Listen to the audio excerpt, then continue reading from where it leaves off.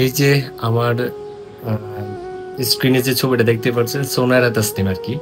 সে একটা, আমি তার এই কাজে এপ্রিসিয়েট করি। সে একটা মতিঝিল হলিডে মার্কেটে সম্ভবত ওইখানে গেছিল, ৩০০ টাকা দিয়ে একটা শাড়ি কিনছে। এটা নিয়ে সে একটা পোস্ট করছে। এখন সব বাঙালি ছেলে মেয়েরা বলতেছে যে এটা নাকি হোয়াইট মেটেরিয়াল একটা মেয়ে, ইত্যাদি ইত্যাদি ব্লা ব্লা ব্লা অনেক কিছুই বলতেছে।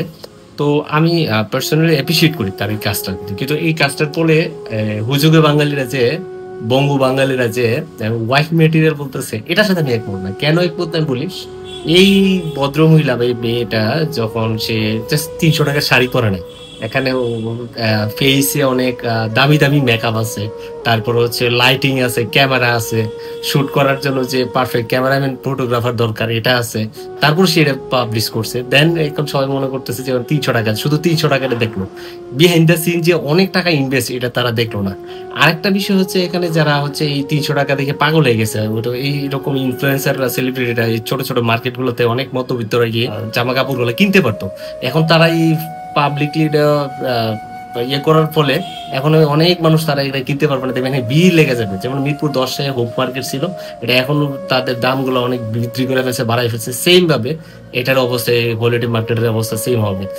মানুষ মনে করে এখানে সব কম দামে, সবাই হুমড়ি খায় ওইখানে পড়ে। আর ইনফ্লুয়েন্সাররা সেলিব্রিটি ওইখানে যাওয়ার ফলে তখন তাদের দামগুলো আরো বৃদ্ধি করে ফেলে। এখন কি আপনি নিশ্চিত থাকেন ৩০০ টাকার কোনো কিছু পাবেন নাই, যান আপনি চাইলে বুঝতে পারবেন তখন।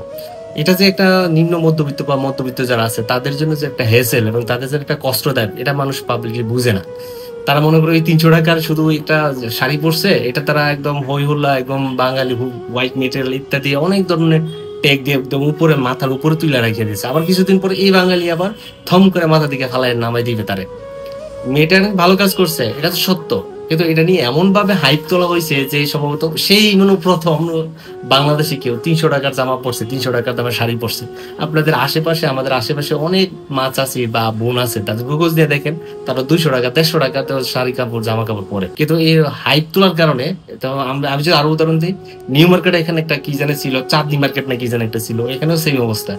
এই ধরনের মানুষের জন্য পরবর্তী ইনফ্লুয়েন্সাররা এখানে গিয়ে তারা ভিডিও তৈরি করে, তারপরে হচ্ছে এগুলার দাম বৃদ্ধি পায় যায়, তখন আর নিম্নবিত্ত মানুষরা জামা কাপড় পরতে পারে না, তাদের স্বাদ আহ্লাদ তখন থাকে না।